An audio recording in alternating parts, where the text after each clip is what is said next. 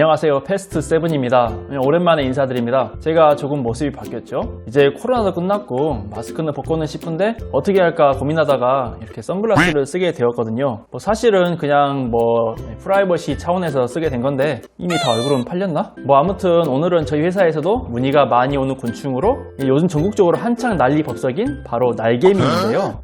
정확히 말하면 날개 달린 흰개미라고 볼 수 있는데 이 봄철이 되면 갑자기 땅 지면이나 집 내부에서 검정색 날개를 가진 까만색의 날개미들이 우르르 나오는 것을 보신 적이 계실 겁니다. 여기서 잠깐, 이름은 흰개미인데 몸부터 날개까지 검정색인데도 흰개미라고 하니까 조금 이상하죠? 보통 흰개미를 잘 모르시는 분들도 흰개미는 하얀색이라고 생각하시는 경우가 많은데요. 사실 흰개미의 경우 공주개미와 수컷개미는 검정색이고요, 일개미나 병정개미들은 하얀색이거든요. 흰개미의 짝짓기는 봄철 4월에서 진행이 되는데 이때 날개를 가진 공주개미와 수컷개미가 나와서 짝짓기를 하고 새로운 곳으로 날아가서 터전을 잡게 되거든요.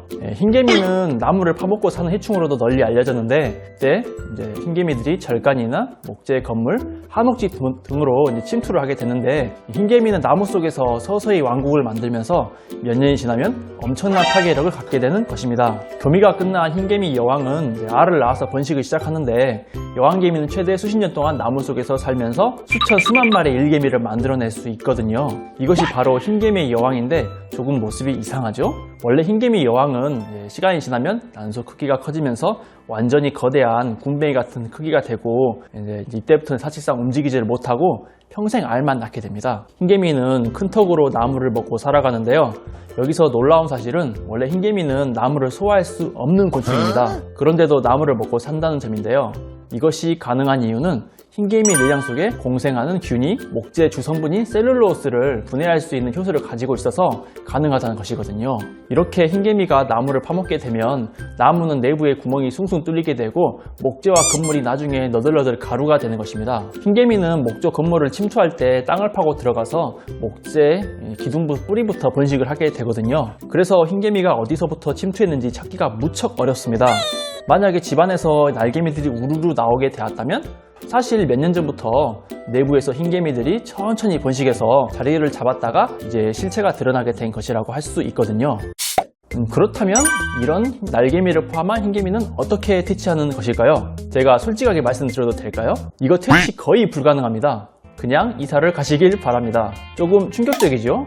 제가 왜 이런 얘기를 했을까요? 원래 이쪽 방해업계에서 진짜 온갖 해충들이 많이 알려져 있는데 그 중에서 흰개미 같은 경우는 그 지독한 바퀴벌레보다 퇴치가 100배는 더 어렵습니다. 믿겨지시나요? 이게 왜 그러냐면요, 보통 흰개미를 퇴치하는 방법은 대략 3가지 정도가 알려져 있는데 일반적으로 개미나 바퀴벌레 같은 해충들은 집안에 독먹이를 놓으면 냄새를 맡고 와서 독약을 먹고 죽는 방식으로 그렇게 퇴치는 잘 되는 편이거든요. 하지만 제가 흰개미는 먹이는 뭐라고 그랬죠? 네, 맞습니다.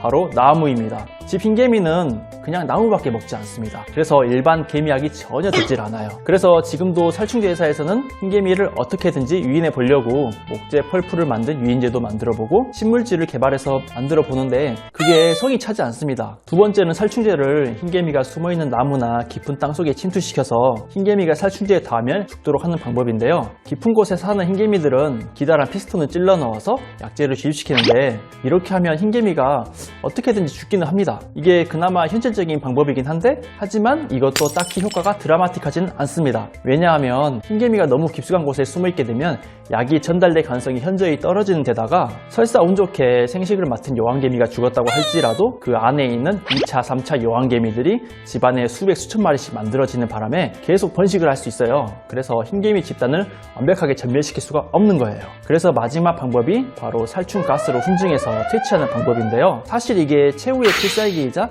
가장 확실한 방법이거든요. 예컨대 미국을 가보면 동네마다 목조 건물이 참 많거든요. 나무가 있는 곳에선 당연히 흰개미가 나올 수밖에 없습니다. 이런 미국산 흰개미를 잡기 위해서 건물 전체를 비닐 같은 걸로 감싼 다음에 그 안에 설퍼리 플로라이드라든지 메틸 브로마이드 같은 아주 독한 탈충제 가스를 꽉꽉 채워넣거든요. 그런 상태로 무려 몇 주일에서 한 달간 훈증 처리를 하게 됩니다. 진짜 엄청 오랫동안 독가스를 건물을 가두는 거예요. 이렇게 해야 겨우 퇴치가 되는 게 흰개미입니다. 미국에서 흰개미를 방해했던 해충회사 중에 바로 터미닉스라는 곳이 있는데요. 터미닉스란 이름이 흰개미의 영문명인 터마이트에서 따온 거거든요. 아마 우리나라에도 기사가 있을 텐데 흰개미를 잡는지는 잘 모르겠어요. 사진을 보시면 미국에 가면 이런 흰개미 방지 현장들을 볼 수 있는데요. 이걸 두고 현지 사람들이 저 집은 또 한 달 동안 서커스 텐트를 짓는구나 라고 표현하기도 합니다. 그렇지만 이렇게까지 해서 흰개미를 방지했다 할지라도 흰개미는 또 언제든지 집안에 들어올 수 있다는 점이고요. 그럴 때마다 매번 가스로 잡을 수도 없고 집을 비울 수도 없으니까 얼마나 많은 비용과 시간이 들어가겠습니까? 심지어 바퀴벌레는 그저 단순한 보건해충 정도로만 치부하는데 바퀴벌레 사실 이것들은 뭐 그냥 애들 장난 수준이고요. 흰개미는 아예 경제해충으로 분류하거든요. 미국 같은 경우는 이 흰개미를 방제 비용으로 연 1조가 넘는